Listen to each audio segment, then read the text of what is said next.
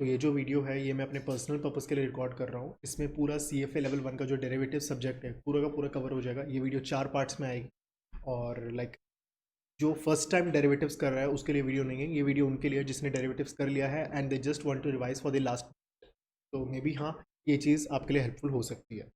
तो सबसे पहले हम स्टार्ट करेंगे डेरिवेटिव्स की डेफिनेशन क्या होती है। We all know derivatives is a financial contract. एक कॉन्ट्रैक्ट होता है जिसमें वैल्यू वो डिफाइन करता है from an underlying asset, reference rate या इंडेक्स रेट। तो इसके रिलेटेड क्वेश्चन आ सकते हैं कि एसेट है या रेफरेंस रेट है या इंडेक्स रेट है, किसके ऊपर आ सकता है। तो it can be anything, even weather भी हो सकता है, टेम्परेचर भी हो सकता है, किसी के ऊपर भी हो सकता है। It is design for the purpose of betting. कह सकते हैं कि बेटिंग के लिए है कि हाँ we want to safe our self कि हाँ। और जैसे जैसे आगे चैप्टर में पढ़ेंगे तो आपको समझ आ जाएगा। Next thing is derivatives don't originate in the spot market. जो स्पॉट मार्केट होती है जिसमें जिसको हम कैश मार्केट भी कहते हैं, जिसमें इक्विटीज ट्रेड होती है, कमोडिटीज ट्रेड होती है, तो वो मार्केट में ये ट्रेड नहीं होते। इनके एक अलग से मार्केट होती है, that is known as derivative market. Spot market is a place where underlying asset is traded. जिस एसेट के ऊपर डेरिवेटिव बन रहा है वो एसेट जहाँ ट्रेड होता है उसे कहते हैं स्पॉट मार्केट, और उसके ऊपर जो डेरिवेटिव बनता है वो अलग से मार्केट में ट्रेड होता है। तो they don't lie in the same market, they have different markets for that. Derivatives don't trade in the spot market but derives its value from the spot market। मतलब जो वैल्यू होती है उसकी value आती spot से है लेकिन spot में ट्रेड नहीं होता। दैट्स म्यूचुअल फंड एक डेरिवेटिव नहीं है। थिंक लाइक दिस, ये म्यूचुअल फंड है, आपने पैसे इन्वेस्ट किया है, आपने म्यूचुअल फंड में पैसे इन्वेस्ट किए, म्यूचुअल फंड ने कहीं और इन्वेस्ट किए। अब म्यूचुअल फंड की एसेट वैल्यू बढ़ेगी तो आपकी वैल्यू भी बढ़ेगी, म्यूचुअल फंड की एसेट की वैल्यू गिरेगी आपकी वैल्यू भी गिरेगी, ठीक है ना। बट द थिंग इज अगर मैं म्यूचुअल फंड के अगेंस्ट बेट करना चाहता हूँ कि अगर म्यूचुअल फंड जहाँ जहाँ इन्वेस्ट किया है मुझे वो शेयर्स पसंद नहीं है, तो आप उसके रिवर्स पे बेट नहीं कर सकते। तो उस चीज़ के लिए आता है डेरिवेटिव्स। एक्चुअली म्यूचुअल फंड क्या है, जो इसको मिलता है ये उसी चीज़ को पास ऑन कर देता है। ये सिर्फ पास ऑन कर देता है जो भी रिटर्न मिल रहा है, जो भी चीज़ मिल रही है। The thing derivative does is it transforms the return. Transform का मतलब है कि आपको अपने हिसाब से, आपको सीधी चाहिए आपको सीधी मिल जाएगी, आपको उल्टी चाहिए मतलब कि आपको उल्टी डायरेक्शन में चाहिए तो उल्टी डायरेक्शन में मिल जाएगी, आपको ये है कि ऊपर जाने पर मिले नीचे जाने पर नहीं मिले वो चीज़ मिल जाएगी। तो that's why mutual fund is not a derivative, क्योंकि म्यूचुअल फंड जस्ट आपको पास ऑन कर देता है, जो भी उसे मिलता है अपनी फीस काट के वो आगे पास ऑन कर देता है। So that's why mutual fund is not a derivative, it only passes of the pay of. ये सिर्फ पे ऑफ को पास ऑन कर देता है। It is use in the practice of risk management. जो डेरिवेटिव्स है रिस्क मैनेजमेंट में बहुत काम आता है। अगर आपको अपने आप को हेज करना है तो उसके इसमें काम आता है। They are able to transfer risk from hedgers to speculators. जो डरते हैं, जो फट्टू हैं, उनके यहाँ से रिस्क ट्रांसफर करता है किसके पास, जिनमें जिगरा है, जिनमें दम है।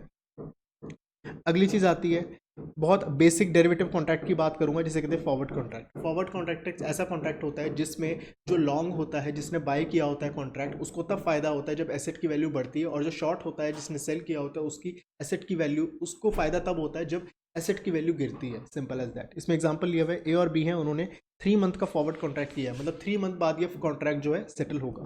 किसके ऊपर किया है, आईसीआईसी बैंक के ऊपर किया है। किस रेट पे किया है, 310 रुपीज़ पे किया है।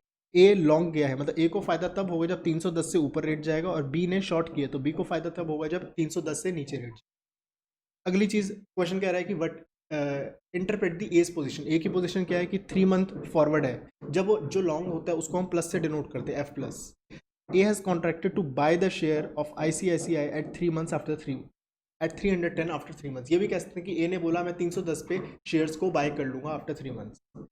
या फिर कह सकते हैं A has entered into an upside betting, कि जितना ऊपर जाएगा उतना उसे डिफरेंस मिलेगा, और जितना नीचे जाएगा उतना डिफरेंस उसे देना पड़ेगा बी को। द सेम थिंग बी की पोजीशन क्या है, मैं फिर से इसको रिपीट नहीं करूंगा, उसकी उल्टी ही कह सकता हूँ इंटरप्रिटेशन है कि बी को नीचे की तरफ फायदा होगा, ऊपर जाएगा तो उसे देना पड़ेगा। दैट्स इट, कि उसने प्रॉमिस किया है सेल करने का, कॉन्ट्रैक्ट किया है सेल करने का। लेट से 3 मंथ्स बाद रेट आ गया 350। देखो बेट किसी पे हुए थे 310 पे, रेट हो गया 350। कौन जीता, ए जीता। तो ए को 40 रुपीज़ मिलेंगे पर शेयर पर कॉन्ट्रैक्ट। मतलब लेट से एक कॉन्ट्रैक्ट है 1000, लेट से 1000 शेयर्स का एक कह सकते हैं कि एक लॉट है। तो उस केस में क्या होगा, अगर उसने ऐसे 10 लॉट्स में एंटर किया है तो 10 इंटू 1000, 10,000, 10,000 इंटू कितना फायदा हो 40। तो कह सकते हैं कि उसे 40,000 रुपीज़ का उसे सॉरी 4 लाख रुपीज़ का उसे फायदा हुआ है। तो इस तरीके से कैलकुलेशन होती है, बहुत ही सिंपल है। देखो इसकी जो सेटलमेंट होती है दो तरीके से हो सकती है। एक है फिजिकल सेटलमेंट, मतलब कि मैंने प्रॉमिस किया मैं आपको गोल्ड दूंगा, गोल्ड का लेट से हमने गोल्ड को एसेट लेके हमने चला था, तो एक तो तरीका है गोल्ड की सेटलमेंट कर देना, मैं आपको गोल्ड सेल कर रहा हूँ तो आप मुझसे गोल्ड ले लेना, दैट्स इट, इसे कहते हैं फिजिकल सेटलमेंट। तो इसमें ए 310 पे करेगा और डिलीवरी ले लेगा। जैसे 310 रेट में बात हुई थी ना, वो कहेगा ये ले भाई 310 मुझे तो गोल्ड दे दे। या फिर उससे कैश सेटलमेंट, वो कहता है काम करो जो डिफरेंस है ना वो ले लो मुझसे।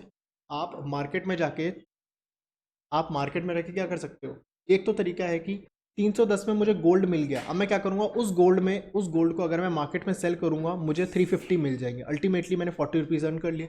या तो दूसरा तरीका बी कहता है भाई एक बात सुन, तू मार्केट में जाके बेचेगा, तेरे को 40 रुपये चाहिए ना, तो एक काम कर मुझसे 40 रुपये ले ले आज, क्यों इतनी हैसल चीज़ कर रहा है। तो ठीक है ना, तो दोनों तरीकों से आंसर तो सेम आएगा और नेट इफेक्ट भी सेम आएगा, तो both of the methods are equally likely. But हाँ ऊपर वाले में थोड़ी ट्रांजेक्शन कॉस्ट आ जाएंगी और चीज़ें हो जाती हैं, बट हाँ चलो दोनों मेथड्स ही ठीक ही हैं। तो बोथ मेथड्स आर इक्विवेलेंट, मतलब दोनों इक्विवेलेंट ही है। मेथड वन में ए सेल कर सकता है 350 ले सकता है और प्रॉफिट कमा सकता है, और दूसरे मेथड में डायरेक्टली उसे 40 मिल रहे हैं। अगला एग्जांपल लेते हैं, मान लो शेयर का प्राइस है 350 और risk free rate of return है दैट इज 6%। एक साल बाद फॉरवर्ड प्राइस क्या होना चाहिए। देखो कोई भी किसी भी एसेट का प्राइस इस तरीके से डिटरमाइन होता है कि अगर उसके सिमिलर पे ऑफ जैसा कोई और एसेट है तो उन दोनों का जो कॉस्ट होनी चाहिए सेम होनी चाहिए, otherwise there will be an arbitrage opportunity. The thing is simple, अगर मैं आज 6% पे बोरो कर लूँ 500 रुपये, और एक साल बाद मुझे जिसको पे करने, कितने पे करूँगा 500 पे 6% ऐड करके पे करूँगा, that comes out to 530 rupees. तो उस हिसाब से फॉरवर्ड का प्राइस 530 होना चाहिए, ठीक है ना। तो अगर 530 होगा तो कोई कुछ नहीं कर पाएगा। अगर मैंने आज उधार ले लिया, क्योंकि देखो अल्टीमेटली अगर मैं आज शेयर बाय करता हूँ मेरी जेब से पैसे लगेंगे 500 रुपये, और वही पैसे अगर मैं नहीं लगाऊँ, मैं क्या करता हूँ, मैं फॉरवर्ड में एंटर कर जाता हूँ। फॉरवर्ड का प्राइस क्या है अभी हम भूल जाते हैं। अब फॉरवर्ड में मैंने एंटर किया, मेरी जेब से आज 1 रुपया भी नहीं लगा, उस केस में क्या होगा, मैं 500 रुपये कहीं अपने बैंक में डिपॉजिट कर देता हूँ जहाँ से मुझे risk free rate of return मुझे मिल रहा है। जब एक साल आया, एक साल बाद मेरे पास 530 रुपीज़ आ गए। अब वो फ्यूचर का प्राइस आज ऐसा डिसाइड होना चाहिए जो मतलब एक्चुअली में पेमेंट तो एक साल बाद ही होगी, तो एक साल बाद 530 होना चाहिए ताकि कोई मुफ्त का प्रॉफिट ना कमा पाए। अब कम होगा ज़्यादा होगा कैसे होगा वो हम अगले एग्जाम्पल में देखें। अगर फॉरवर्ड प्राइस एक साल बाद लेट से 540 हुआ तो उस केस में कैसे प्रॉफिट होगा। देखो सबसे पहले कौन सी चीज़ ओवर प्राइस्ड है, उसका प्राइस 530 होना चाहिए था फॉरवर्ड का, लेकिन फॉरवर्ड का प्राइस है 540। इसका मतलब कि फॉरवर्ड जो है वो ओवर प्राइस्ड है। तो कोई भी चीज़ ओवर प्राइस्ड है उसको सेल करते हैं, ठीक है ना। तो मैं क्या करूँगा, फॉरवर्ड को सेल कर दूंगा और आज जो स्पॉट है उसको मैं बाय कर लूँगा। तो आज मैंने क्या किया, शेयर को मैंने बाय कर लिया 500 में, तो 500 रुपये मेरी आज जेब से जाएंगे, सिंपल, ठीक है ना। और फॉरवर्ड मैंने सेल कर लिया, मेरी जेब से कुछ नहीं जाएगा, सिंपल, ठीक है ना। और मैंने बोरो कर लिया, तो उसके इसमें क्या होगा, मेरे पास पैसे आएंगे, मेरे पास 500 रुपये आ गए, और यही 500 मैंने इसकी फंडिंग कर दी, तो मेरे पास आज 0 रुपीज़ मेरे यहाँ से जेब से गए हैं। अब एक साल बाद क्या होगा, एक साल बाद जिससे मैंने बोरोविंग की थी उसको तो मैं 530 रुपये लौटाऊंगा 6% इंटरेस्ट के साथ, तो मैंने उसको पेमेंट कर दी 530 की, 530 मेरा आउटफ्लो चला गया। और जो मैं शेयर बेचूंगा, मतलब कि जो मैंने फॉरवर्ड कमिटमेंट अपनी की थी 540 के रेट पे, तो 540 मुझे मिल जाएंगे। तो अल्टीमेटली मुझे 10 रुपीज़ का प्रॉफिट हो गया विदाउट इन्वेस्टिंग एनी पेनी, विदाउट एनी रिस्क। कोई रिस्क नहीं है, सीधा सीधा प्रॉफिट है, और कोई मेरा पैसे नहीं लगे। देखो शुरू में मेरे पे 1 रुपये पैसा नहीं लगा, जो मैंने बोरो किया वही मैंने इन्वेस्ट कर दिया, तो अल्टीमेटली मेरी जेब से कुछ भी पैसे नहीं गए और मैंने प्रॉफिट भी कमा दिया। तो ऐसी अपॉर्चुनिटीज़ कम होने के लिए जो फॉरवर्ड प्राइस होता है वो इस तरीके से डिटरमाइन होता है कि ये सब चीज़ें ना हो पाए। नेक्स्ट चीज़ is, since this activity involves no investment, no risk and positive return, we call it arbitrage. तो ऐसी भी चीज़ जिसमें बिना इन्वेस्टमेंट लगाए, बिना रिस्क लगाए अगर पैसे कमा लो, that thing is known as arbitrage. If everyone joins the party, अब देखो अब हर कोई ऐसा करने लग जाएगा तो क्या होगा, सब क्या कर रहे हैं, शेयर बाय कर रहे हैं, तो अल्टीमेटली ये जो शेयर का प्राइस है वो इंक्रीज हो जाएगा, लेट्स से 515 हो गया, और सब फॉरवर्ड को सेल कर रहे हैं। फॉरवर्ड का रेट क्या चल रहा है 540, ये 540 कम होते होते ये भी पहुंच जाएगा 515, तो अल्टीमेटली ये दोनों कन्वर्ज कर जाएंगे। तो बेसिकली आर्बिट्राजर्स जो कि ऐसे मुफ्त प्रॉफिट देखते हैं, मुफ्त का प्रॉफिट देखते हैं, वो बार बार ऐसी एक्टिविटी करते हैं जिससे कि फॉरवर्ड प्राइस और स्पॉट प्राइस में कोई आर्बिट्राज अपॉर्चुनिटी ना हो पाए। अल्टीमेटली होता क्या, मार्केट्स की एफिशिएंसी इससे इंक्रीज हो जाती है। Let's move to next thing, कि वही दिया हुआ है, पढ़ लेते हैं एक बार। Since everyone is doing S plus, price will rise, क्योंकि सब शेयर खरीद रहे हैं तो प्राइस शेयर का बढ़ जाएगा, और सब एफ माइनस कर रहे हैं तो फॉरवर्ड का प्राइस गिर जाएगा, और अल्टीमेटली इक्विलिब्रियम आ जाएगा जहाँ पे F is equal to S plus interest save, कि स्पॉट को बाय करने का प्राइस प्लस अगर फॉरवर्ड बाय करते तो इंटरेस्ट सेव होता, तो स्पॉट में इंटरेस्ट जितनी सेविंग हुई उसको ऐड कर देंगे, तो ये दोनों इक्वल हो जाएंगे, इग्नोरिंग द ब्रोकरेज चार्जेस और ट्रांजेक्शन चार्जेस। हम ये मान रहे हैं ब्रोकरेज या ट्रांजेक्शन चार्जेस नहीं है, ठीक है। क्योंकि रियल लाइफ में क्या होता है, ब्रोकरेज चार्जेस होते हैं, इसलिए ये इक्वल नहीं हो सकते, और भी फैक्टर्स प्ले करते हैं इसके अंदर। What are the two main problems related to forward contract? देखो फॉरवर्ड कॉन्ट्रैक्ट में कुछ प्रॉब्लम्स है। पहली प्रॉब्लम क्या है? Lack of liquidity. जितने, देखो मैं अगर कोई कॉन्ट्रैक्ट करना चाहता हूँ, हो सकता है मेरे सामने वाली पार्टी ना हो जो मेरे साथ वैसा कॉन्ट्रैक्ट करना चाहती हो, there is lack of liquidity, therefore difficult to exit prior to maturity. और मेरा मन है कि मुझे कॉन्ट्रैक्ट पहले ही खत्म करना है, तो मुझे कॉन्ट्रैक्ट एंड करने के लिए कोई पर्सन चाहिए। हो सकता है उतने पर्सन ना हो सकता है कोई उस रेट पे एग्रीमेंट करने को रेडी ना हो, मतलब जो मैंने एग्रीमेंट किया उसको स्क्वायर ऑफ करने के लिए सामने वाली पार्टी ना हो, तो इसमें एक प्रॉब्लम रहती है। अगली आती है काउंटर पार्टी डिफॉल्ट रिस्क। अगर मैं शर्त जीत भी रहा हूँ, हो सकता है सामने वाली पार्टी कहीं नहीं देते तुम्हारे पैसे, तो उस केस में इस चीज़ का थोड़ा रिस्क रहता है। इस चीज़ में दोनों का रिस्क रहता है। देखो ना, चाहे मैंने अपसाइड बैटिंग की, आपने डाउन साइड बैटिंग की, अब दोनों में से कोई भी जीत सकता है, तो डिफॉल्ट रिस्क तो दोनों में से कोई भी पार्टी कर सकती है, ठीक है। In order to fix the above issues, तो इन इश्यूज को फिक्स करने के लिए ओटीसी, मतलब जो समझ लो कि फॉरवर्ड कॉन्ट्रैक्ट जो ओटीसी मार्केट में होता है, ओवर द काउंटर मार्केट में होता है, उसको उठा के हमने फ्यूचर्स मार्केट हमने बना दिया, जो कि कहाँ पे ट्रेड होती है? जो कि ट्रेड होता है एक्सचेंज पे। एक्सचेंज पे होने के दो फायदे हो गए। एक तो होगी लिक्विडिटी। लिक्विडिटी कैसे आई? क्योंकि वहाँ पे स्टैंडर्डाइज कॉन्ट्रैक्ट्स हैं कि अगर किसी को कॉन्ट्रैक्ट एंटर करना है तो इस प्राइस पे होगा। सॉरी, प्राइस जो होते हैं, प्राइस जो होता है वो हम सब मिलकर डिसाइड करते हैं किस प्राइस पे होना चाहिए। क्वांटिटी वो डिसाइड करते हैं, लॉट साइड वो एक्सचेंज वाले डिसाइड करते हैं, जिससे क्या होगा कि इजीली बायर्स सेलर्स मिल जाते हैं। तो लैक ऑफ लिक्विडिटी जो प्रॉब्लम थी वो प्रॉब्लम सॉल्व हो जाती है। और दूसरा, काउंटर पार्टी डिफॉल्ट रिस्क कह सकते हैं ऑलमोस्ट एलिमिनेट हो जाती है। कैसे हो जाती है? क्योंकि कभी भी आज तक की यूएस की हिस्ट्री का कह सकते हैं कि यूएस की हिस्ट्री में कभी ऐसा नहीं हुआ कि कभी भी किसी क्लियरिंग हाउस ने डिफॉल्ट किया हो। अल्टीमेटली होता क्या है कि मैं अगर आपको सेल कर रहा हूँ, मैं आपको डायरेक्टली सेल नहीं करता, मैं क्लियरिंग हाउस को सेल करता हूँ, और आप डायरेक्टली मुझसे बाई नहीं करते, आप क्लियरिंग हाउस से बाई करते हो। तो अल्टीमेटली क्लियरिंग हाउस से ही हम, एक्चुअली दिखने में लग रहा है कि मैं आपसे डील कर रहा हूँ, बट बीच में क्लियरिंग हाउस है, और क्लियरिंग हाउस कभी भी डिफॉल्ट नहीं किया आज तक की यूएस हिस्ट्री में। So you can say almost you have eliminated the counter party default risk, ठीक है। तो यही चीज़ यहाँ पे एक्सप्लेन्ड है कि किस तरीके से काउंटर जो पीछे बीच में क्लियरिंग हाउस आ जाता है। देखो अगली चीज़ जो आती है दैट इज़ फ्यूचर्स कॉन्ट्रैक्ट। जैसे कि मैंने आपको बताया है कि फ्यूचर्स कॉन्ट्रैक्ट क्या होता है। फ्यूचर्स कॉन्ट्रैक्ट एक जो फॉरवर्ड कॉन्ट्रैक्ट है उसको अगर मैं एक्सचेंज में ले आऊँ तो वो होता है फ्यूचर्स कॉन्ट्रैक्ट, लेकिन इसमें जो लिक्विडिटी वाला पार्ट है वो रिमूव हो जाता है, जो लैक ऑफ लिक्विडिटी वाली प्रॉब्लम थी, और जो काउंटर पार्टी डिफॉल्ट रिस्क है वो भी ऑलमोस्ट एलिमिनेट हो जाता है। अब वो एलिमिनेट किस तरीके से होता है, उसके पीछे का कंसेप्ट है that is MTM, mark to market. Mark to market में क्या होता है, जो भी पर्सन है, मैं आपके साथ अगर फ्यूचर्स कॉन्ट्रैक्ट एंटर कर रहा हूँ तो क्लियरिंग हाउस क्या करता है, पहले ही मुझसे और आपसे दोनों से कुछ ना कुछ अमाउंट बीच में डिपॉजिट करा देता है, that is known as margin. अब जैसे जैसे अब वो सेट कर देते हैं कि देखो लेट से आपका 10% मार्जिन है, आपको 10% अमाउंट डिपॉजिट करना है। लेट से हम कॉन्ट्रैक्ट कर रहे हैं 1,00,000 रुपीज़ का, 1,00,000 का 10% मुझसे जमा करा लेगा और 1,00,000 का 10% आपसे जमा करा लेगा। उस केस में डेली, इसमें क्या होता है, डेली सेटलमेंट होती है। अब 10% कैसे डिसाइड होता है, वो डिपेंड करता है कि कौन सा एसेट है, कितनी उसमें वॉलेटिलिटी है, तो इन सब चीज़ों के ऊपर डिपेंड करता है। अब कोई चीज़ 10,000 हमसे जमा करा लिया है और ये सब पड़े हैं क्लियरिंग हाउस के पास। अब मान लो ऐसा हुआ कि अगले दिन जाके, मतलब उस दिन जब मार्केट एंड हुई तो पता चला कि मैं प्रॉफिट में हूँ, आप लॉस में हो। तो उस केस में क्या होगा, मेरे में 2,000 रुपीज़ जो एक्स्ट्रा प्रॉफिट हुआ है वो मेरे में डिपॉजिट हो जाएगा और आपके यहाँ से 2,000 रुपीज़ डिडक्ट हो जाएगा। अब क्लियरिंग हाउस अपने आप को सेव करने के लिए क्या रखता है, एक सेफ्टी मार्जिन रख लेता है। लेट से 5% इज द सेफ्टी मार्जिन। तो उस केस में जैसे ही आपका ये बैलेंस अगर लॉस होते होते 5,000 हो जाएगा, तो ब्रोकर आपको कॉल करेगा और मतलब क्लियरिंग हाउस आपको बताएगा कि हाँ, मतलब मेनली ब्रोकर ही आपको बताता है कि हाँ आपका जो मार्जिन है वो कम हो गया है। तो उस केस में क्या करना पड़ेगा, आपको और मार्जिन डिपॉजिट करना पड़ेगा, तो आप फिर से इसको 10,000 पे लेके आ। तो इस तरीके से क्या होता है कि रिस्क होने का बहुत कम चांस हो जाता है, बट फिर भी अगर अगर डिफ़ॉल्ट हो, मतलब मैंने डिफ़ॉल्ट बोलना चाहिए था, फिर भी अगर डिफ़ॉल्ट हो तो जो क्लियरिंग हाउस है वो अपनी तरफ से मीट करती है। एक बार देख लेते हैं किस तरीके से दिया हुआ है। 13 नवंबर को ये सारी कोटेशंस हैं। लेट्स से SBI का जो शेयर है वो 340 चल रहा है। फ्यूचर्स नवंबर का इस रेट पे है, फ्यूचर्स दिसंबर एंड का इस रेट पे है, फ्यूचर्स जनवरी एंड का इस रेट पे मिल रहा है।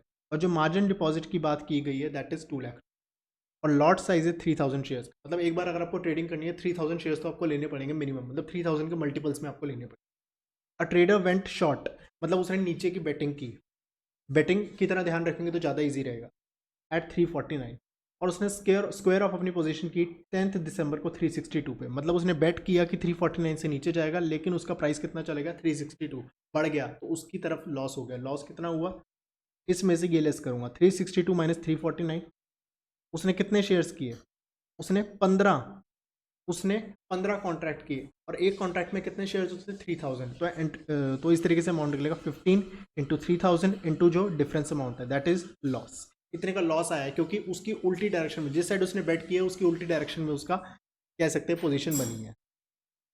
अगला question, let's say a trader enters into a calendar spread. Calendar spread मतलब समझा ही दिया इसके अंदर क्या चीज़ होती है, ठीक है ना। 10 कॉन्ट्रैक्ट्स ऑफ नवंबर, उसने 10 नवंबर के कॉन्ट्रैक्ट्स बाय किए और 10 दिसंबर के कॉन्ट्रैक्ट्स सेल किए। Now the price of the जो नवंबर कॉन्ट्रैक्ट्स था वो 360 है और जो फरवरी का है दैट इज 363। अल्टीमेटली क्या हुआ ये देखो, यहाँ पे हमने किया हुआ है जो हमारा प्राइस था, मतलब हमने किस प्राइस पे एंटर किया, जो नवंबर, मैं एक बार ना यहाँ पे प्राइस लिख देता हूँ जिससे कन्फ्यूजन ना हो। नवंबर वाला हमारा प्राइस था यू कैन से 344.2 344.2 और जो दिसंबर वाला प्राइस था दैट इज 349। उसने बोला कि उसने बाय किया मतलब अपसाइड बेटिंग की, उसने बोला 344 से ऊपर जाएगा और अल्टीमेटली क्या हुआ 360 चला गया। अच्छी बात हुई, तो इन दोनों का जो डिफरेंस है वो उसे मिल जाएगा। कितना मिलेगा डिफरेंस इंटू 10, क्योंकि 10 कॉन्ट्रैक्ट्स इंटू 3000, क्योंकि एक कॉन्ट्रैक्ट में 3000 शेयर्स है, तो ये उसको फायदा हो गया। ठीक है, अल्टीमेटली यहाँ पे उसने नीचे की साइड की बैटिंग की, 349 से नीचे जाएगा, अल्टीमेटली हुआ क्या 363 चला गया, ऊपर चला गया, लॉस हो गया। कितना हुआ लॉस, इसका डिफरेंस इंटू 10 इंटू 3000, तो ये उसे लॉस हो गया। नेट में लॉस या गेन जो भी हुआ इस तरीके से कैलकुलेट कर सकते हैं। अगली चीज आती है a trader purchased 5 contracts of November, what is the initial margin. Initial margin कितना चाहिए होता है, मैंने आपको बताया था 2 लाख रुपीज चाहिए, क्वेश्चन में दिया हुआ है। तो 5 कॉन्ट्रैक्ट्स कर रहे हैं तो 5 इंटू 2 लाख चाहिए, दैट इज 10 लाख रुपीज। अब किस तरीके से इनिशियल मार्जिन डिटरमाइन होता है, जैसे कि मैंने बताया कि वॉलेटिलिटी ऑफ द एसेट उसके ऊपर मोस्टली डिपेंड करता है। हो सकता है कि मीन के अराउंड कितनी बार वो जो एसेट है डेविएट करता है, that is known as SD. और एसडी को भी मतलब एसडी ये नहीं बताता कि मैक्सिमम कितना लॉस था, एसडी ये बताता है कि ऑन एन एवरेज कितना होता है। लेकिन एक्सट्रीम केसेस, थोड़ा सा एक्सट्रीम लेके कितना होगा, तो वो चीज़ को लाइक लेके हम इनिशियल मार्जिन को डिटरमाइन करते हैं। Let's say the exchange would like to charge as initial margin maximum possible gain loss, कि एक दिन में इतना लॉस हो जाए ना कि यार इसके मार्जिन से कवर कर लें, नहीं तो अपनी जेब से देना पड़ेगा, तो वो चीज़ हो जाती है। It is computed as mu plus 3 sigma. 3 sigma एक जो 3 सिग्मा है ना, इसकी जगह इसकी जगह अगर हम के सिग्मा करें तो वो एक बेटर चीज़ रहेगी। तो वो के डिपेंड कर सकता है कितनी वॉलेटिलिटी है उसके ऊपर डिपेंड करती है, मतलब और भी फैक्टर्स होते हैं। लेट्स से इस क्वेश्चन में जो ऑन एन एवरेज था 1,25,000 था और जो म्यू था जो सिग्मा थी दैट वाज 25,000 रुपीज़। तो इनिशियल मार्जिन कितना हुआ 1,25,000 प्लस 3 इंटू 25,000, इस तरीके से यहाँ पे 2 लाख रुपीज़ की फिगर आई। अगली चीज़ बात करते हैं that is maintenance margin. Maintenance margin और वेरिएशन मार्जिन, देखो जैसे मैंने आपको बताया कि 10% तो आपको रखना पड़ेगा लेट्स से, और 5% के नीचे जाने पर आपको डिफरेंस लाना पड़ेगा। अब मान लो 10%, मैं फिगर्स की बात नहीं करता, मैं परसेंटेज की तरह ही लेके चलता हूँ। 10%, इसको 10,000 ले लो, 5,000 ले लो, कुछ भी ले लो, मैं परसेंट के टर्म्स में बात करूँगा। मेंटेनेंस मार्जिन वो होता है कि हाँ इसके बाद आपको मार्जिन कॉल आ जाएगी कि इसके बाद आपको मार्जिन लाना पड़ेगा। लेट्स से 10% था, 9% हुआ, 8 हुआ, 7 हुआ, 6 हुआ, 5 हुआ, और जब 4 हो गया ना, 4 होने के बाद आपको फिर से इसे 10 पे लाना पड़ेगा। ठीक है, तो जो 5 के ऊपर कॉल आई, इस 5 को कहते हैं हम मेंटेनेंस मार्जिन। और 4 से 10 पे जाने के लिए आप कितना लाओगे, दैट इज 6%, इस 6 को कहते हैं हम वेरिएशन मार्जिन। अब ये कितना भी हो सकता है एक दिन में 10 का आपका 1% रह गया तो आपको 9% लाना पड़ेगा, तो 9% क्या है variation margin. Variation margin very करता है अकॉर्डिंगली कि आपका जो एसेट की वैल्यू कितनी आपके फेवर के अगेंस्ट गई है। ठीक है, अगली चीज़ आती है with reference to the above questions, जो भी हमने ऊपर क्वेश्चंस किए। अब प्राइस ये हो गया, अब देखो इसके अंदर अलग अलग केसेस दिए हुए हैं कि प्राइस इतना बढ़ गया तो ऐसे होगा, कम होगा तो इतना बन गया, तो वो सब चीज़ें बहुत ही सिंपल है। जैसे कि इस एग्जांपल में अगर आपको ये एग्जांपल समझ आ गया तो उस केस में ये सब चीज़ें इजीली हो जाएंगी। बट स्टिल एक बार देख लेते हैं कि मान लो कि प्राइस बन गया 340, तो क्या करेंगे। देखो हमने एंट्री किया था 344 में, ठीक है, और प्राइस हो गया 340, जिसने प्लस किया 344 से ऊपर जाएगा लेकिन प्राइस नीचे गिर गया तो उसे लॉस हो गया। कितने का लॉस हुआ, उसे 4.2 का लॉस हुआ, 3000 शेयर्स पे हुआ, और उसने लेट से 5 कॉन्ट्रैक्ट्स अंदर किए थे, एंटर किए थे, तो उसको 5 कॉन्ट्रैक्ट्स पे लॉस हुआ, दैट इज 63,000। तो उसके मार्जिन में से 63,000 हम डिडक्ट कर लेंगे। तो उसका 10 लाख का मार्जिन था, उसमें 63 डिडक्ट हुए तो उसके पास 9,37 बच गए। तो ये चीज़ जो सामने वाली पार्टी है उसके मार्जिन में 63,000 डिपॉजिट हो जाएंगे, और वो 63,000 अगर चाहे तो विड्रॉ भी कर सकता है। This is well above the money mark the जो मार्जिन है हमारा 750। तो मतलब हमारा जो मेंटेनेंस मार्जिन है, मतलब इसमें मेंटेनेंस मार्जिन की बात की है, मेंटेनेंस मार्जिन है 7,50,000, उससे तो ज़्यादा ही है, तो कोई मार्जिन कॉल नहीं आएगी। अब मान लो अगले दिन प्राइस चला गया 360। लास्ट टाइम का, अब जब भी हम कंपैरिजन करेंगे ना, हम लास्ट सेटलमेंट डेट से करेंगे, क्योंकि देखो यहाँ तक तो हमने हिसाब पूरा कर दिया ना, तो अल्टीमेटली जो कंपैरिजन होगा वो लास्ट डेट से कैलकुलेट होगा। तो 340 से 360 हमें तो फायदा हो गया इस बार। कितने का हुआ फायदा?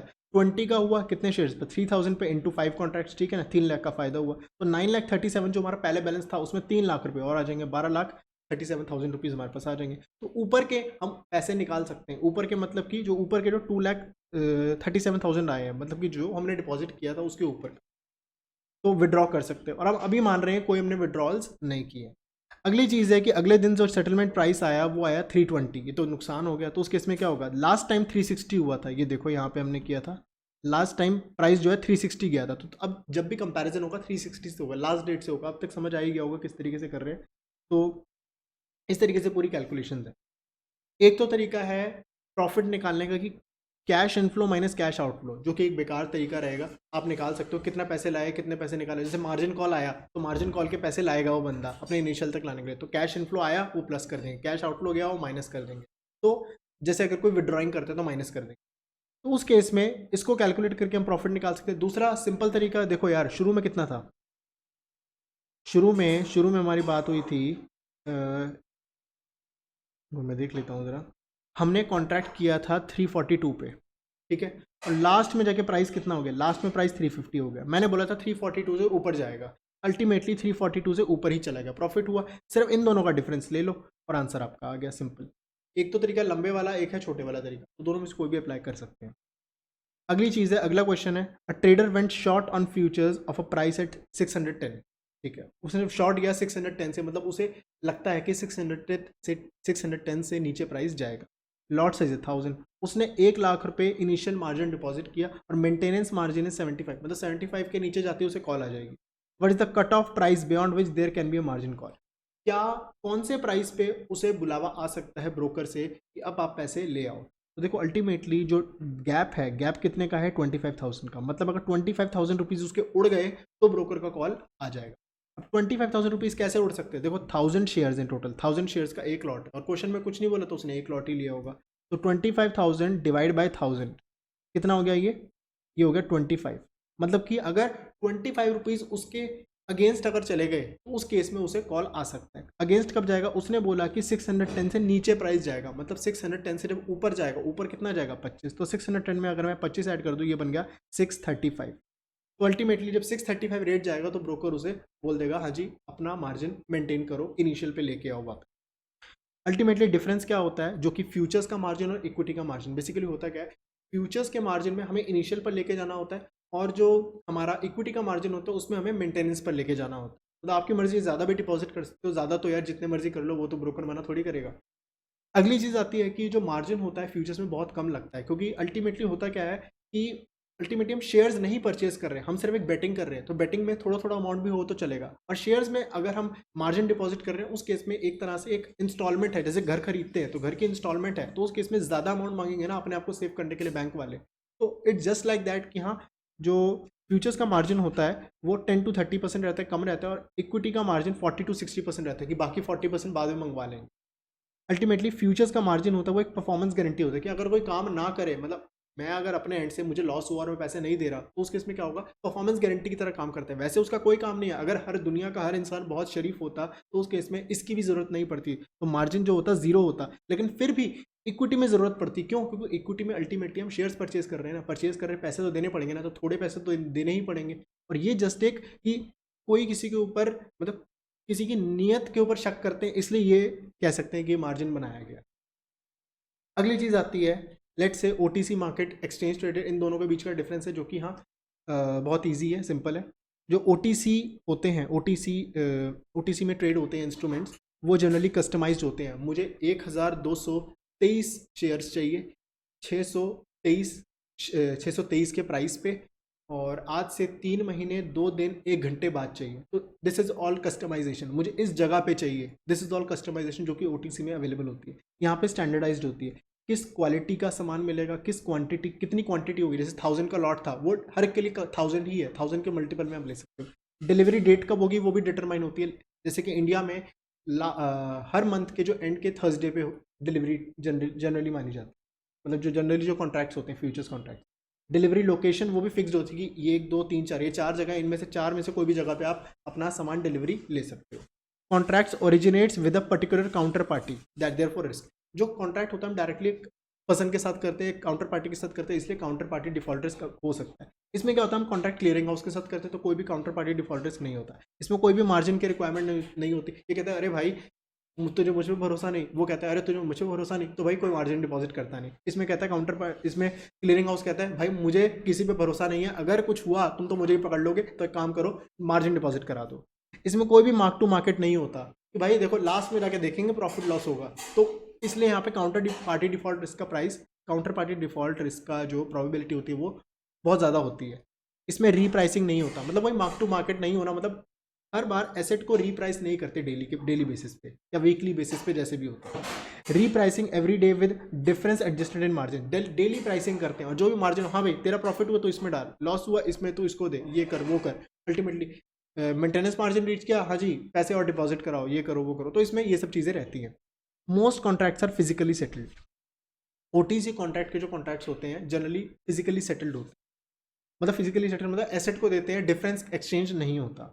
Most contracts are squared off before maturity and left are generally cash settle. ठीक है, हाँ जनरली कैश सेटल होते हैं। लार्जली अनरेगुलेटेड, इसमें कोई रूल्स रेगुलेशन नहीं, कोई भी किसी को कुछ भी कर सकता है, कोई भी धोखा वगैरह हो सकता है। Subject to strict regulations, rules हैं। एक्सचेंज पे ट्रेड होगा, छोटे इन्वेस्टर्स भी आते हैं तो रूल्स होते हैं ताकि किसी के साथ भी धोखा ना हो, रिस्क ना हो, काउंटर पार्टी का at least. More suitable for hedging cause of customized but less liquid, ये हेजिंग के लिए ज़्यादातर काम आते हैं क्योंकि इसमें कस्टमाइजेशन होती है। लेट्स से मैं एक वीट फार्मर हूँ, आप एक बेकरी वाले हो, और मुझे डर है कि जो वीट का रेट है वो गिर ना जाए, तो मैं आज आपके साथ कॉन्टैक्ट कर देता हूँ और मैं चाहता हूँ फिजिकली आपके साथ करूँ, और मैं कोई स्पेकुलेशन या सट्टेबाजी नहीं कर रहा, मैं गैम्बलिंग नहीं कर रहा, I am just protecting my self, I am just heading my self. तो उसके लिए मुझे फिजिकल डिलीवरी चाहिए और मैं चाहता हूँ कि अपने आप को प्रोटेक्ट कर लो। तो बेसिकली ओटीसी कॉन्ट्रैक्ट्स में वो जनरली एंटर करते हैं जिनको हेजिंग पर्पस के लिए ज्वाइन करना होता है और कस्टमाइज चाहिए होता है। अब मेरे पास अगर मैं 60,300 क्विंटल अगर मैंने बनाया, तो हो सकता है 60,000 के मल्टीपल में हो, या तो 60,000 लूँगा या तो 61,000 लूँगा, तो 60,300 नहीं है, तो उस केस में कस्टमाइजेशन एक हेजर के लिए हेल्पफुल रह जाती है। ये सूटेबल उनके लिए होते हैं जो स्पेकुलेशन करते हैं, मतलब जिनको लगता है, मतलब जिन्होंने दिन रात उन्होंने वीट के ऊपर ही स्टडी किया, वीट अब ऐसे बढ़ेगा, अब कम होगा, अब गिरेगा, अब बढ़ेगा, तो उनको उस बेस पे अगर स्पेकुलेशन करनी है, बेटिंग करनी है, तो उस केस में जो एक्सचेंज ट्रेडेड है वो ज़्यादा यूजफुल रहता है। इसके एग्जांपल के फॉरवर्ड्स, स्वैप्स और ऑप्शंस। स्वैप्स अभी शायद नहीं पता हो, स्वैप्स कह सकते हैं कि मल्टीपल फॉरवर्ड कॉन्ट्रैक्ट्स अगर मैं आज ही कर लूँ, that is known as swaps. मतलब exactly this is not the definition, but हाँ you can understand like that.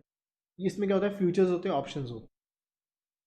अगली चीज़ आती है additional discussion on futures. Futures के बारे में कुछ और चीज़ें हैं। Both futures and forwards are initially priced in such a manner that there is no arbitrage opportunity.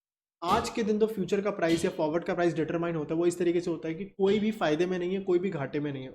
हो सकता है बाद में जाके कोई फायदे में कोई घाटे में हो जाए, ठीक है। दस कंसिडर द फॉलोइंग सिचुएशन। मान लो एक सिचुएशन है, मान लो प्राइस है 1000 और रिस्क फ्री रेट है 6% कंपाउंडेड एनुअली। तो एक साल बाद का जो फॉरवर्ड प्राइस होना चाहिए, फ्यूचर प्राइस होना चाहिए, दैट शुड बी 1000 इंटू 1.6, 1060, ताकि कोई आर्बिट्राज अपॉर्चुनिटी ना हो। एट दिस प्राइस, इस प्राइस पे ना तो जो बाय कर रहा है वो फायदे में, ना कोई सेल कर रहा है उसे फायदे में, कोई भी फायदे या घाटे पे नहीं है। लेकिन ओवर द टाइम क्या होता है, हो सकता है कोई फायदे में, हो सकता है कोई घाटे में, डिपेंडिंग कि प्राइस किस तरह मूव कर रहा है। In other words, value of future contract is zero. देखो दो चीज़ें होती है, एक होती है वैल्यू, एक होती है प्राइस। वैल्यू होता है कि आज आप कितने पैसे दे रहे हो ये कॉन्ट्रैक्ट में एंटर करने के लिए।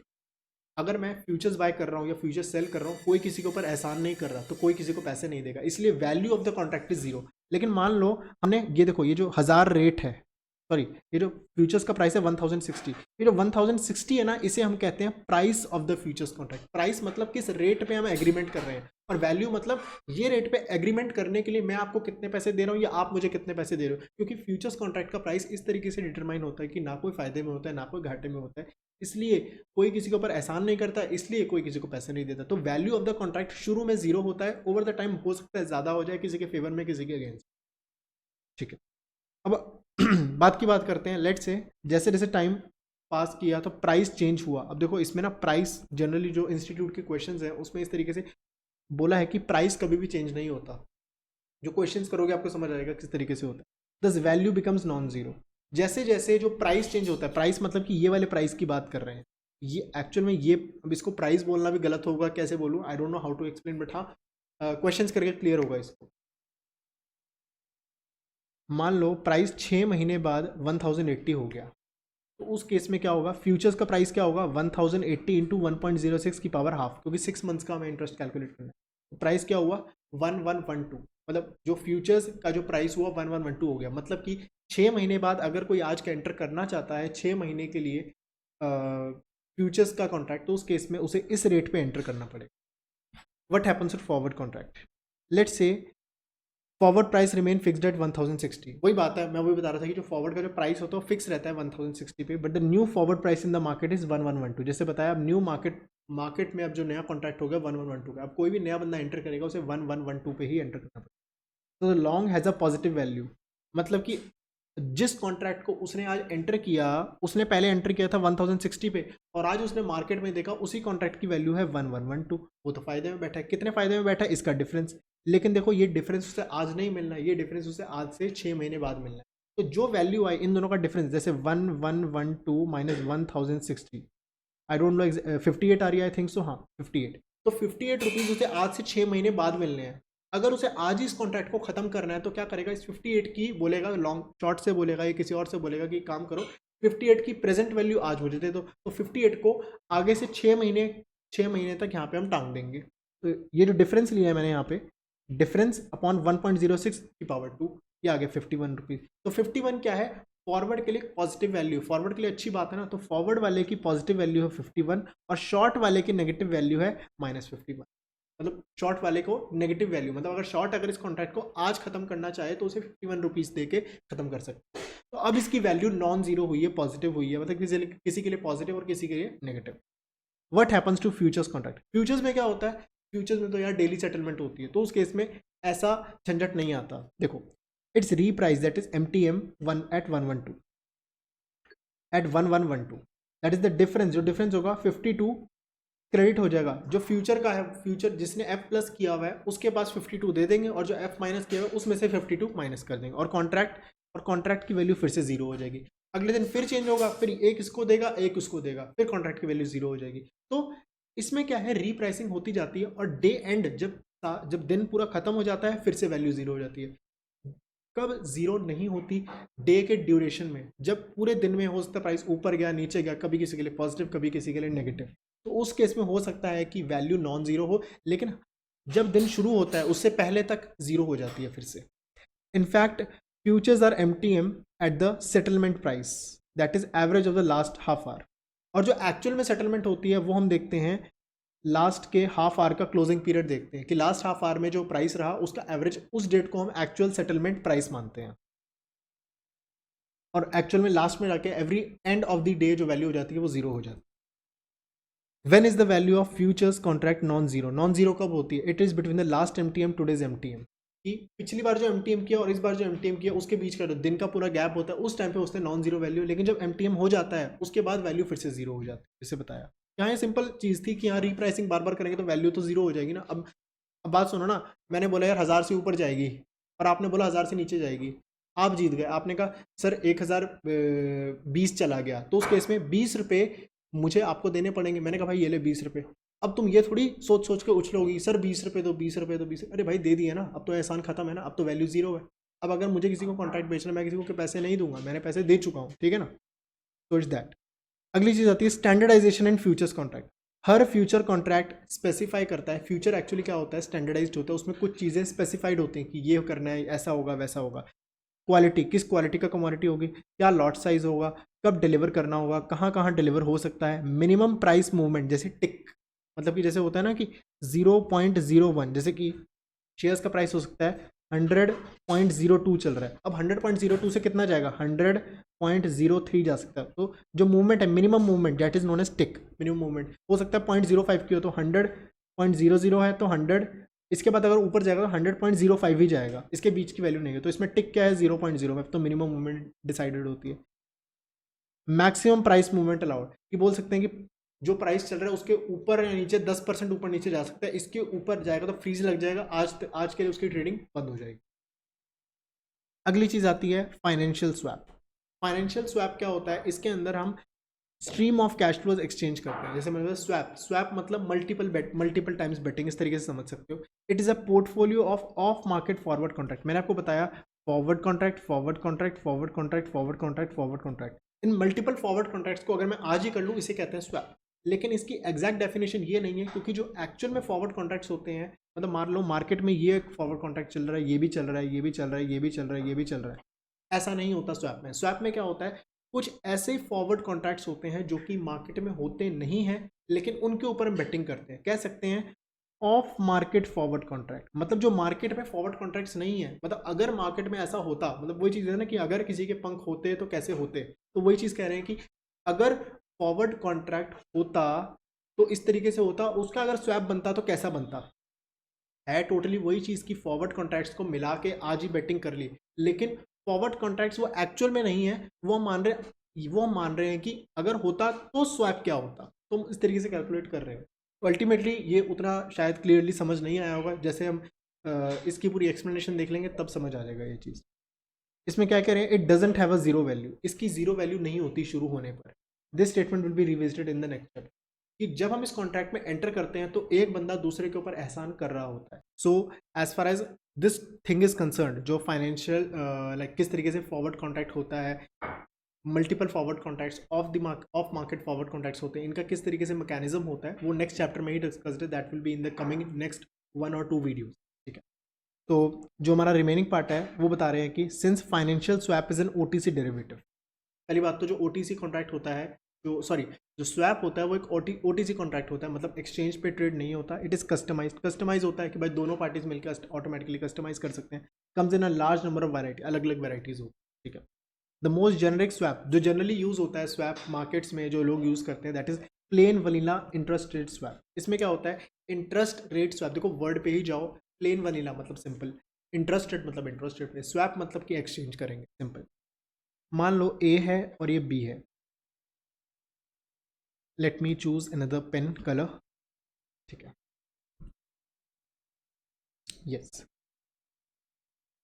ए ने बोला कि मैं आपको $500 मिलियन पे 8% दूंगा, और बी ने बोला कि मैं आपको $500 मिलियन पे लिबर दूंगा, लिबर का रेट दूंगा, जो कि वेरी करता है, फ्लक्चुएट करता है, 500 मिलियन पे देगा फॉर एवरी 6 मंथ्स, मतलब हर 6 महीने में हमारी सेटलमेंट होगी।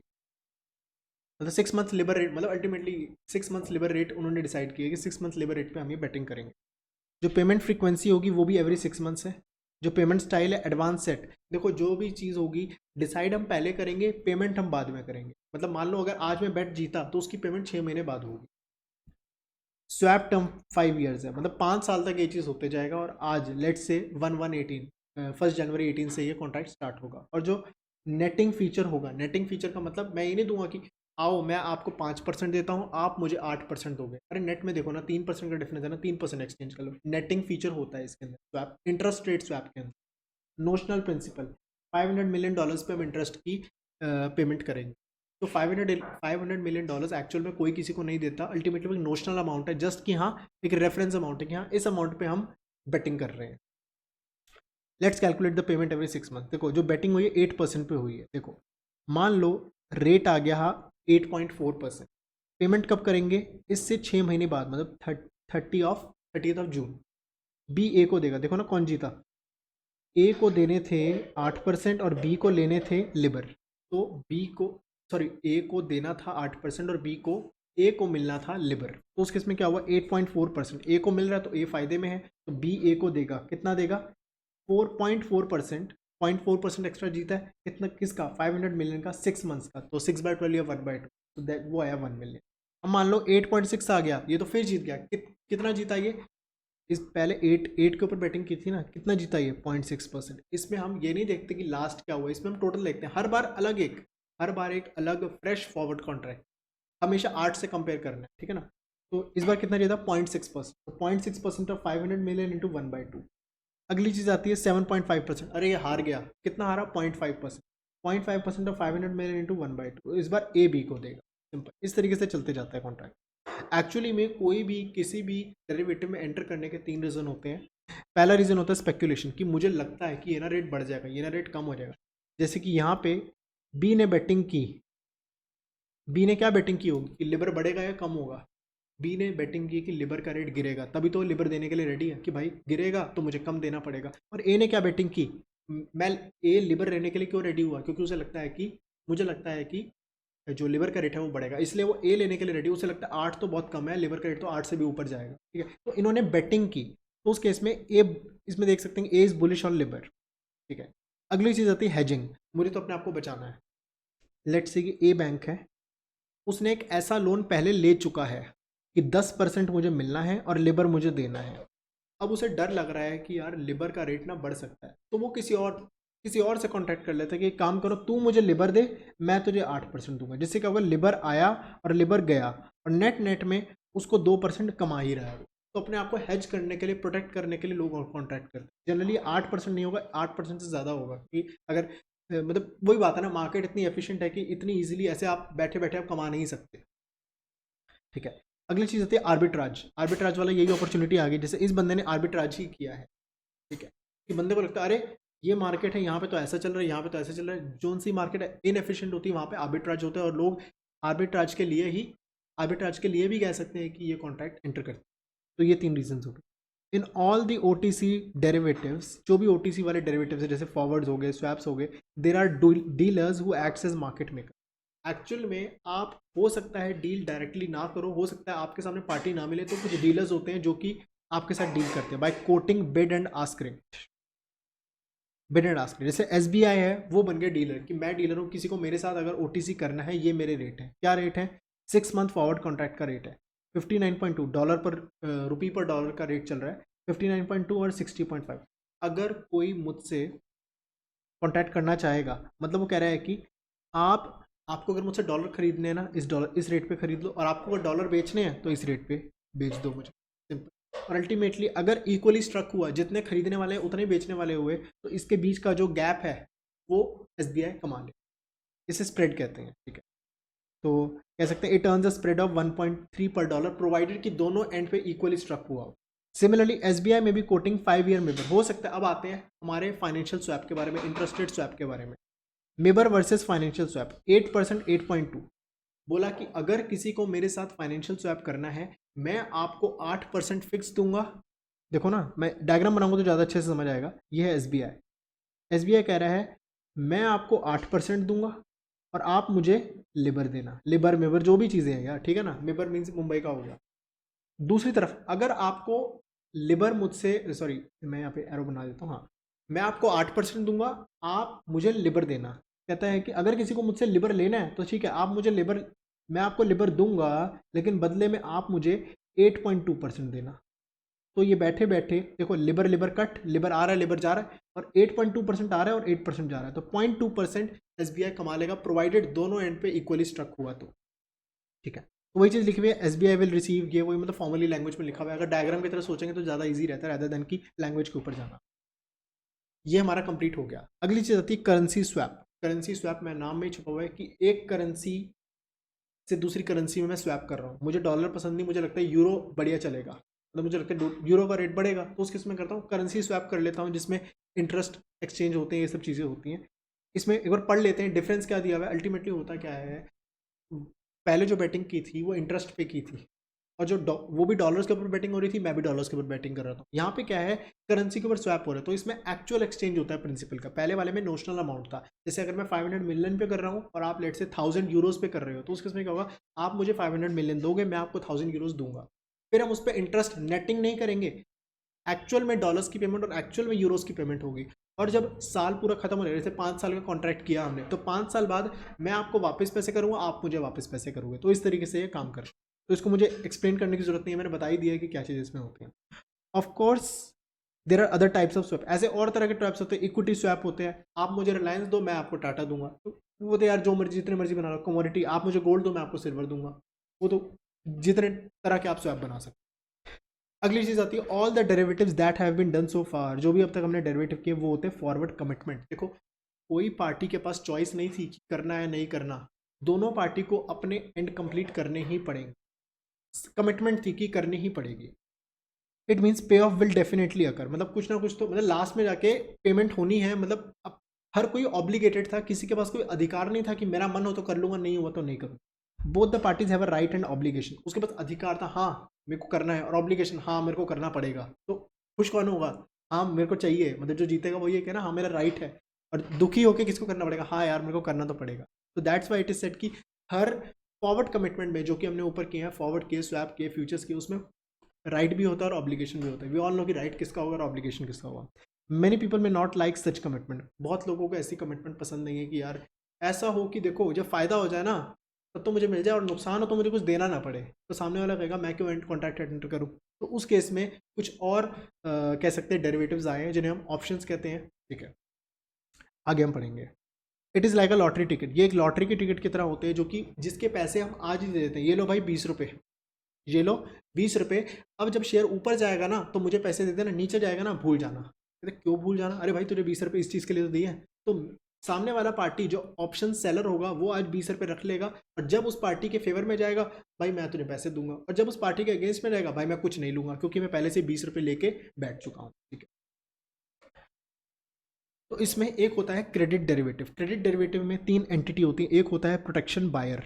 प्रोटेक्शन बायर वो होता है जो कि जिसको डर होता है। जैसे मान लो आईसीआईसीआई बैंक ने रिलायंस इंडस्ट्रीज लिमिटेड को लोन दिया, और रिलायंस को डर है, सॉरी आईसीआईसीआई को डर है कि हो सकता है रिलायंस पैसे ना पे करे। उस केस में जो प्रोटेक्शन बायर है, जो कि एक तरह से इसको इंश्योरेंस की तरह समझो तो ज़्यादा ईजी रहेगा।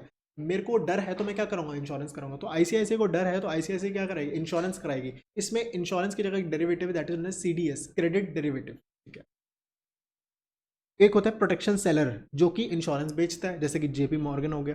तो उस केस में ये इसको कहता है कि ठीक है भाई ये कुछ गलत करेगा, ये अगर बैड डेट हो गया कुछ हो गया तो हम पैसे आपको दे देंगे। एक होता है रेफरेंस एंटिटी। किस एंटिटी की बात हो रही है? इसमें रिलायंस की बात हो रही है। तो इस केस में अगर हम देखें तो रिलायंस और ये आईसीआईसीआई बैंक, ये इसको 5 रिलायंस जो है, मैं एक बार पेन थोड़ा अलग कर लेता हूँ। हाँ, रिलायंस जो है आईसीआईसीआई बैंक को 500 मिलियन पे प्रिंसिपल भी देगा, इंटरेस्ट भी देगा। लेकिन आईसीआईसीआई बैंक को डर है कि कहीं रिलायंस डिफॉल्ट ना कर जाए। तो उस केस में आईसीआईसीआई बैंक एक कॉन्ट्रैक्ट एंटर करता है जेपी मॉर्गन के साथ कि मैं आपको 1.2% पर एनम दूंगा $500 मिलियन पे, और अगर कुछ बुरा हुआ तो आप मुझे ठीक कर देना। मतलब जो भी लोन का अमाउंट होगा आप पे करोगे। मतलब मेरे लिए नुकसान नहीं हुआ, मेरे को तो पैसे मिल रहे हैं, मेरे को रिलायंस से मिले चाहे आपसे मिले, मेरे को पैसे मिलने चाहिए। तो वो चीज़ होती है। तो इट्स लाइक इंश्योरेंस ओनली। ये बंदा इंश्योरेंस प्रीमियम पे कर रहा है, और जब भी कुछ बुरा होता है, आग लगती है, तो भाई ये पैसे दे देगा। सर अगर आग नहीं लगी तो मतलब रिलायंस डिफॉल्ट नहीं किया तो नहीं किया तो नहीं किया, इंश्योरेंस में यही तो होता है। ठीक है, तो जो आज का सेशन था मैं इतना ही रखता हूँ, बाकी नेक्स्ट वीडियो में हम डिस्कस करते हैं। थैंक